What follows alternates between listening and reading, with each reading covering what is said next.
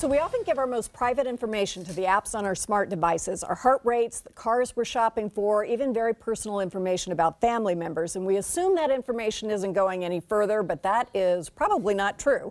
A test conducted by the Wall Street Journal confirmed that the 11 most popular apps have been sharing your data with Facebook all along. Here with what that means and why he doesn't even have those apps on his phone, Hansen Hossein, Director, UW Communication Leadership. It's so good to have you here. You are a stone expert on this. And if you don't have these apps, I'm wondering why I have these apps. I saw the article in the Wall Street Journal. They did some long-term research.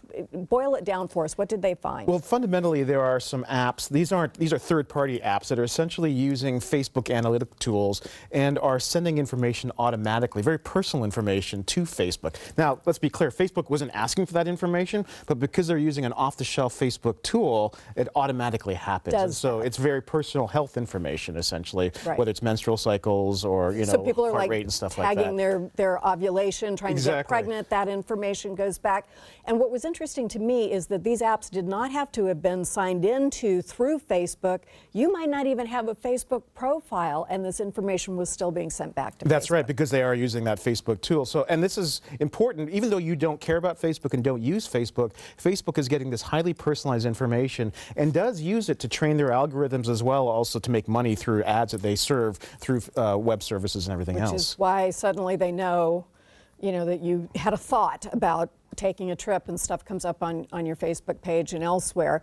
So you've taken these apps off your phone because what? What is the real world effect of those apps that, I mean, those apps that were mentioned in the Wall Street Journal article are apps that I don't use. They're health-related apps, but there are more mainstream apps that I do not use on my devices. I don't use the Facebook app, for example. When I do use Facebook, and I haven't posted the Facebook in over a year, I use it on a separate browser where I can clear out all my cookies afterwards because I don't trust them that they're not tracking everything that I'm seeing and doing. Instagram, I put on my iPad and not on my phone. Why? Because I have my phone with me always, and my phone, our phones are extensions of our bodies now, right? And so to be tracking my physical presence, what I'm doing, who I'm seeing, because my calendar is where I'm going, because I'm geolocation, I'm using Google Calendar, so Google knows where I am. And all that stuff gets correlated at some point. And it's all training what's going to be artificial intelligence in the next few years. Okay, before we even get to AI, I mean, it's creepy that this is happening, but what are some of the real world manifestations of people having this data about you? The real world it's not here yet, but it could be that these data can be used to essentially adjudicate what kind of services are accessible to us. This is happening in China, by the way, right now. They have a social credit system. Right, And so the scoring systems could eventually sort of say, oh, you might have to pay more for insurance, for example. Right now, I mean, this Apple Watch, this is the latest Apple Watch. I'm surprised you have that. Yeah, I know, it's amazing.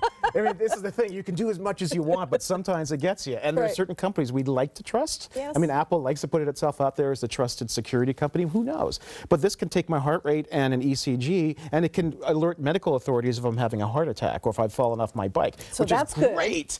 But at the same time, you know, there are health insurance companies that are encouraging people to get Fitbits or Apple Watches so that they can incentivize you to have healthier behaviors, which means either more premiums or less premiums. So that's just the beginning of the kind of social engineering that can happen. Obviously, there's a lot of good, but it also means that we have less control and independence of our own decision making. You mentioned an example of somebody being on an overbooked flight and not making their. How would that work? Well, even that was an example, not necessarily of a device, but an algorithm. You might have heard a few years ago when this doctor was thrown off a United Airlines flight.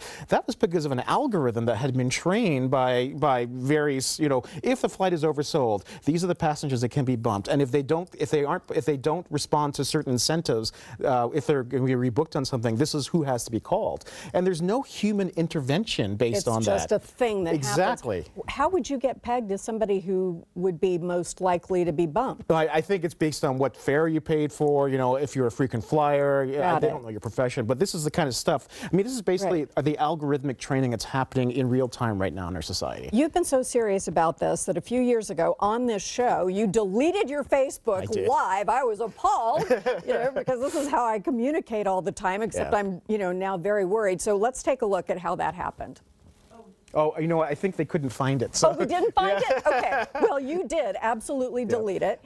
And you said to us at the time that you thought these things were coming. Has it happened as you It has. I mean, basically, there are two companies that are in the business of maximizing the data that we give them so that they can get smarter in selling that data to advertisers. That's Google and Facebook. Right. And to me, I am not comfortable with the fact that I have zero control over that data. There's no transparency or accountability of those companies in terms of what they're doing with it. And for me, I think we have to take back control. And I wouldn't say these companies are evil, but there's a benign neglect They're and doing complacency. what makes business sense, but that doesn't take in the civil society or the values-based decision-making that we'd like to see. And as we saw with the Wall Street Journal article, there's no guarantee that what third parties might do if they get their access to that data. Exactly. So tell me how you use your iPad to sort of protect yourself and how that's different from your phone. So yeah, how it's different from my phone. First of all, I use something called a VPN, which means I mask my IP address so that they can't track me.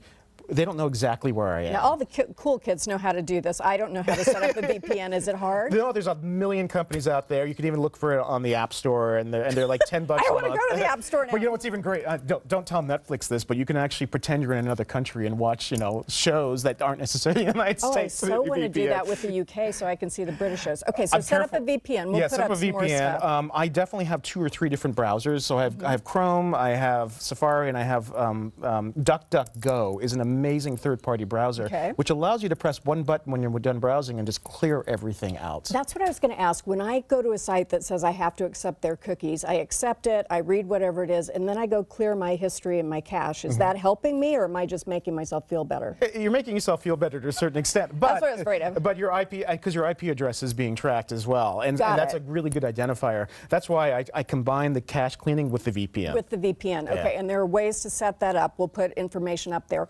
What do you think is going to happen long term with the trust between Europe is so far ahead of us in regulating and having the right to be forgotten and all that stuff. I don't understand why we're so slow with this. We're slow because this handful of companies have a huge amount of power. I mean, Facebook has over 2 billion users. They have the power of a state, and we're also so much in love still with the convenience and services that they're sending us that we aren't being critical thinking about it. Now, that's my problem. I know better, and I'm still. Of course, and look, I have the Apple Watch on, despite everything I'm saying. But there are privacy bills right now being discussed in Congress. I actually think this is a human right. Our data is a human right, and there actually maybe has to be a constitutional amendment at some point that sort of says data belongs to the individual, and we get to dictate how these people use it. But right now, this is so early, nobody understands, and they're taking advantage of that ignorance. I would vote for you. You should run on this platform. Thank you, Hanson. Come back and talk to us more about this so we know exactly what to do. When we come back, how to take our wardrobes from winter to spring transitional looks right after this.